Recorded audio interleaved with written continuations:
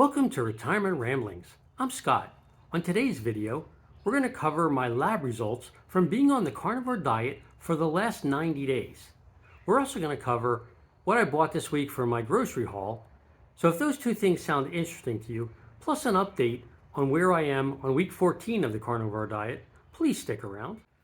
So from a status update point of view on week 14, before I get into the lab work, my weight this week was 189.4. So it's the first time I'm down below 190. And I again started the carnivore diet at 212.4. My ketones this week were 0.7, although the GKI is 9.3. So it's kind of a conflict there. The 0.7 indicates I'm in light nutritional ketosis, but the GKI, which is a combination of the blood glucose plus the ketones, indicates that I'm not in nutritional ketosis at the moment.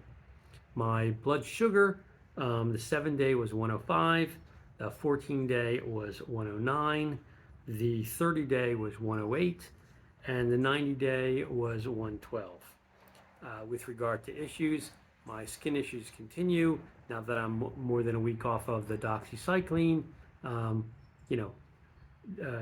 rosacea has flared back up, slightly, which, you can see, in here and here, and again up in this section of my face. Doxy knocks it down. When I stop taking it, goes back up. Obviously, you cannot stay on doxycycline, certainly not at 200 milligrams a day without destroying your liver. So maintenance doses are normally 40 milligrams a day once you get to where you want to be. That doesn't do anything for me, so it's either I take a treatment because I've got a really bad flare, or I let it go and I use some kind of a topical like cilantro, which is ivermectin. So anyway, that's where we are on the skin conditions. So this week, I went out yesterday for only the second time since I've been on carnivore for to eat out for a meal. I ended up going to a Mexican restaurant. They had lunch fajitas, which was on sale for $10.50. And so normally they come with obviously tortillas, steak, green peppers, onions, tomatoes, kind of a salad thing where you've also got sour cream, guacamole, and pico de gallo. I asked them, and you get rice and beans. And so I just wanted them to give me the steak fajita meat. I let them put some onions in there, but then I left off, the green peppers. I left off the beans, the rice, the tortillas, the tomatoes, and then I asked them to give me shaved or whatever cheese that I could add on top of the meat, plus the sour cream, and so that's what I had, and it ended up being really good. Checked my blood sugar to make sure there was no spike from that. That stayed solid. I didn't have any negative impacts from having the small amount of onions that were in the fajita meat. There was no bloating. There's no negative side effects that I could see. So I was pretty happy with that. And like I indicated, for me personally, I'm trying to figure out if I can add back in a little bit of onion, which when I checked around, onions have 5.4 net carbs and 7 grams of carbs for a full cup of diced onions. Then I'd like to also be able to have some asparagus. That has 2.3 net carbs, 5 carbs in total again for a cup. Baby bell mushrooms, which has 4 grams of carbs and 2 grams of net carbs. And sliced red peppers, 1 cup of those, starts with 6 grams of carbs and 4 grams of net carbs. So I'm going to, over the next couple of weeks, try and incorporate small amounts of those items back into my diet to see if I get any negative impacts from that, while still trying to be as strict carnivore as I can with those obviously small vegetable additions. But my goal is to make sure that I don't exceed 10 carbs per day if I add in any vegetables at all. But I really would like to add some additional taste beyond just, beef and salt, or seafood and salt, or chicken and salt, and pork or salt.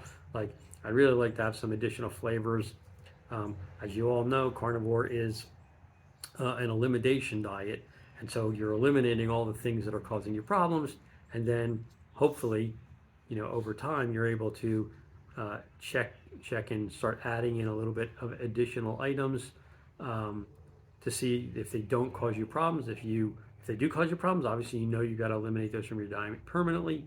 But for me, I'm just looking to try and add back small amounts as I move forward, while I'm still trying to achieve the goals that I have for carnivore, both in weight loss and blood sugar control. So that's where I am at. And then I'm going to step into the lab work here in just 1 second. So on my labs, first thing the doctor ordered was a BMP, or basic metabolic panel. As you'll see, everything was good except my glucose was in the high range, which high for a normal person, low for me. It was 107, and that was down from 194 when I started carnivore. Also, my bun to creatine ratio was up at 27. And so that originally was 14 when I started carnivore. So those two things were pretty much what I'll call, outside the normal range for a normal non-diabetic person. And the bun to creatinine ratio is a measure of how your kidneys are handling the additional protein, basically. So you're either they're putting a little extra pressure on your kidneys because of the protein you're eating, or you're dehydrated. And I can assure you, I'm not dehydrated. I drink water and/or green tea throughout the day. And if you were to look at your urine and say, well, I'm dehydrated because it's really yellow or something, that doesn't happen. Mine is like virtually clear to slightly yellow all the time. So I'm pretty confident that it's from the additional protein load from carnivore. That said, the bun is up from 13 to 26. The creatinine is up from 0.93 to 0.96. The eGFR is down from 93 to 89. As I said, the bun to creatinine ratio is up from 14 to 27. My sodium is up from 140 to 142. The potassium is flat at 4.5. My chloride is flat at 101. Carbon dioxide is down from 25 to 22, and my calcium is up from 9.2 to 9.5. Then the doctor also ordered the hepatic function panel, which is basically tests for your livers, mostly your liver and kidneys. And so my protein is up from 6.7 to 6.9, but when I say that, they're all in the normal range. I should start off with that. So everything's in the normal range, but from a comparison of right before carnivore to now, so the protein's up from 6.7 to 6.9. Albumin is flat at 4.6. The bilirubin is down from 0.5 to 0.4. Alkaline phosphatase is up from 72 to 73. The things that I care the most about are my ALT and AST liver enzymes. And again, because I don't have a gallbladder, and I've been taking once a day 325 milligrams solar ray milk thistle for more than a decade now, every single day, to make sure they stay in normal range. My AST is down from 39 to 28, so pretty happy about that. And my ALT is down from 45 to 31, also really happy with that. Then, I'm slightly less happy with so my official hemoglobin A1C came in at 5.9 with a calculated value at an average of 123, down from 8.5 at the start of carnivore, or a calculated number of 197. So I'm super thrilled that it went from 8.5 to 5.9.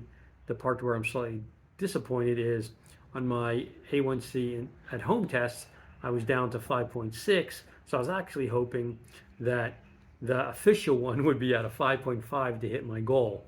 So obviously there's more work to be done in controlling the blood sugar as I move forward to get to that 5.5 or lower ratio.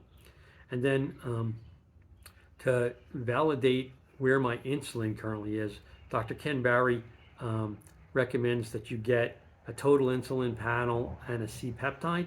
So I had both of those run. This is the first time, by the way, so it's not, I didn't have one before carnivore, so I don't know where it was then. But at the end of 90 days of carnivore, my total insulin was 8.2 and my C-Peptide was 2.9. Both are squarely in the middle range for a normal person's insulin production, which means that my pancreas is producing insulin and it's not being overburdened in the amount of insulin that it needs to produce. So that's kind of where we are for the labs. And overall, I'm pretty happy with the this week's update. So for my food haul this week, at Costco, I ended up getting flap steak, wild salmon, chicken party wings, organic brown eggs. I normally eat pastured eggs, but they were out of those at Sprouts for the last 2 weeks. So my fallback is to get the AA organics at Costco. I also got Dubliner cheese by Kerrygold, which this week at Costco is on sale for $6.99 a pound, which is $3 off. So that's a substantial savings on that. I also got Teton 100% grass-fed beef Polish sausage, some New York strip, and some pork belly so I can make air-fried pork belly snacks. At Kroger, I ended up buying 80/20 ground beef, wild-caught scallops, and some Angus top sirloin that Kroger was running a special on. And then at Publix, I picked up Kerrygold butter, which is on BOGO this week at a fantastic price. So it basically works out to $2.50 per 8 ounces. So you get the 2 pounds, 4 blocks for $10, which is substantially cheaper than you'll find anywhere else. So if you have access to a Publix and you want to stock up on Kerrygold pure Irish butter, now's the time to do it. And then at Sprouts, I was able to get my no sugar applewood bacon and wild caught Gulf shrimp. So I have a pretty good selection of proteins to choose from this week. So I'm pretty happy with the selections. And for the most part, the highest amount of money I spent on meat this week was $10.99 a pound, and that was on a flap steak. All the rest of the meats, were $9.99 a pound or less. So, trying to make sure I keep costs down and be, cognizant of what it's costing me to do the carnivore diet. So, if you have any questions or any comments, please leave them down below in the comment section. Love to hear from you. And as always, thanks for stopping by. I appreciate all the support you guys are giving me. Super helpful, super motivating. So thanks a lot, and I'll talk to you next week. Take care.